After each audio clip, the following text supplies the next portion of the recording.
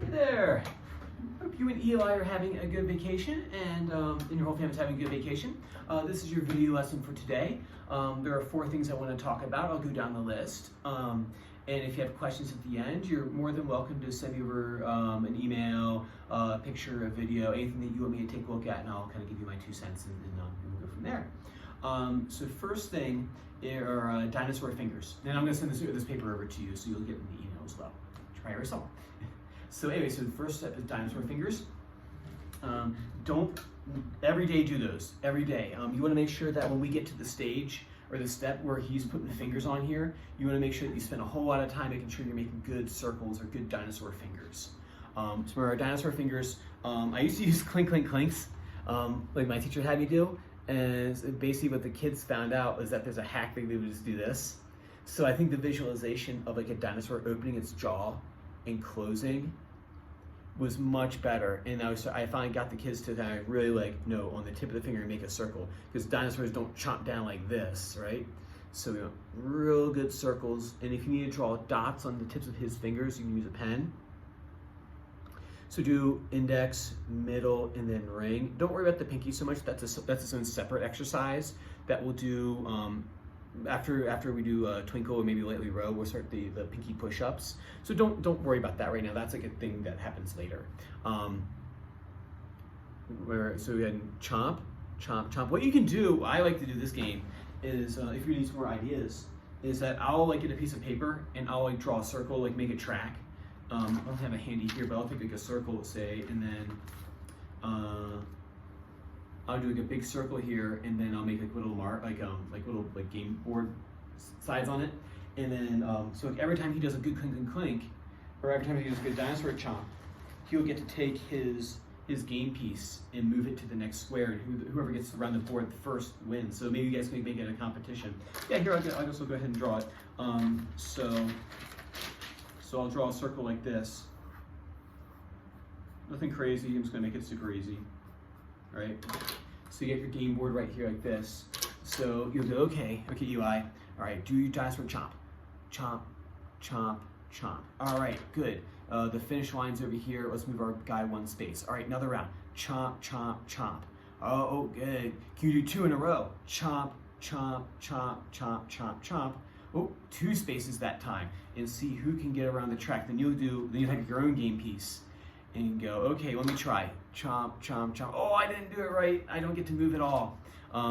Make sure kids like to win, so so sometimes I'll do silly ones to let them get ahead. So that's what we do with Dinosaur Fingers, is to play that game. Next thing, sitting position.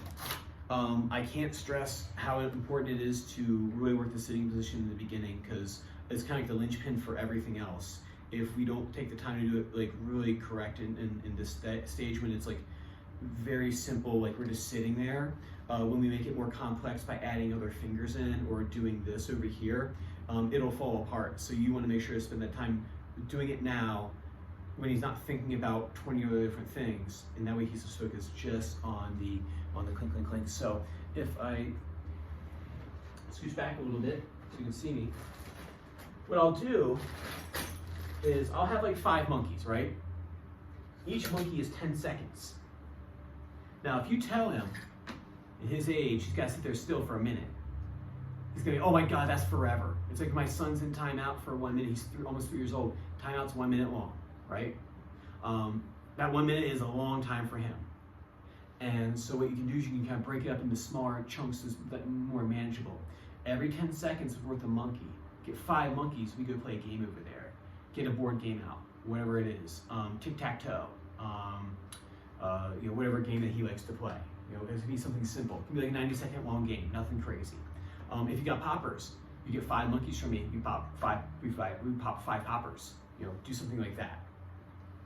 So what I'll do is I'll get in sitting position, okay? And you put those toys, in my case, the poppers right here on the knees, on the feet, on the shoulders, right? Hands by your side. Super still. 10 seconds. Count them down. Right? Oh, you got 10 seconds. Don't move. You got 1 monkey. Put a monkey in his pile. All right, keep still. All right, gonna get that second monkey from me? All right, good. See? Taking breaks in between. third monkey, fourth monkey, count 10 seconds. When you get that fifth monkey, shake them off. And then let's go play a quick game, come back and do the next thing. So you can do Dinosaur Fingers, or you can do the sitting game first, sitting position game first. Do a quick tic-tac-toe game that's going to take you, maybe do best out of 3, and it'll take you 2-3 minutes. And then come back and do Dinosaur Fingers, move around the board. So everything always has a game going on. I've had some parents who didn't really feel the whole game thing, or understand that the games were important, and go, okay, time to go sit down and practice now. Go ahead and do your Dinosaur Fingers, and then we're going to sit there still for 10 seconds, but no game attached to it, and the kids will fight them on it. And they come to me and go, oh, I'm not sure why my kid isn't liking sitting still for 1 minute. Well, because that sounds like timeout to me. But if you make it a game where he earns 5 monkeys and we go play tic-tac-toe afterwards, now it is a game, it is not punishment. Just like on my son, if I said, hey, we're gonna sit still for 1 minute, you probably look at me like I'm crazy.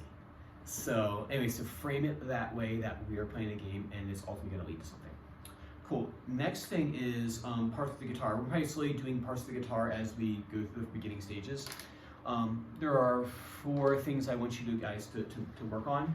Like I said, you can make this the race game too, so you can take that same chart that I made over here, the same game board, and go, okay, so the parts of the guitar, so nothing crazy, right?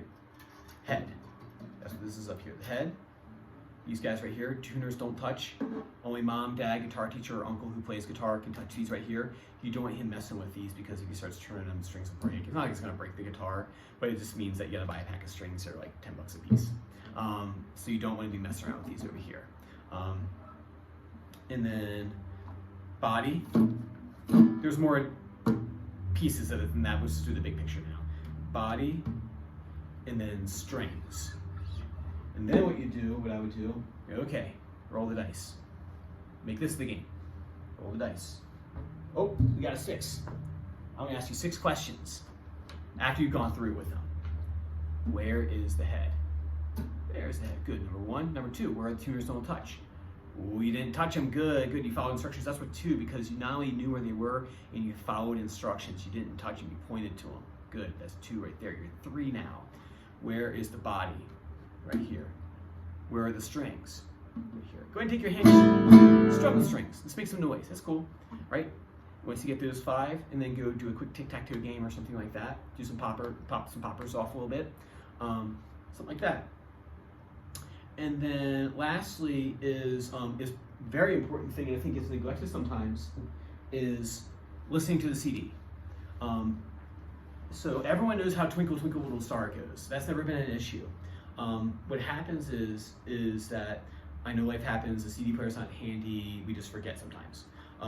You want to make sure to be listening to either A, the CDs, or B, a YouTube video of the songs, because you want to get those tunes in his ear. You want him to recognize the tunes. I've had students before where they skipped this step or didn't make it a priority, and they would get Twinkle Down, and then they would go off to Lightly Row. And I'm not sure how many 5-year-olds know German folk songs, unless their grandma sang, Lightly Row when they were a baby. But some of these songs that the kids just don't know, like Go Tell Aunt Rhody or Song in the Wind. So you got to make sure to listen to the CDs. And what I like to do is, there's 2 kinds of listening. There's passive listening and active listening. We can talk more about active listening later. Passive listening is when you're in your car driving and you just have the music kind of playing in the background, right? Like my drive-in here, if you ask me what 5 songs I listened to, I can't tell you but was I listening? Yeah, I was listening. I was kind of humming along, but I wasn't really actively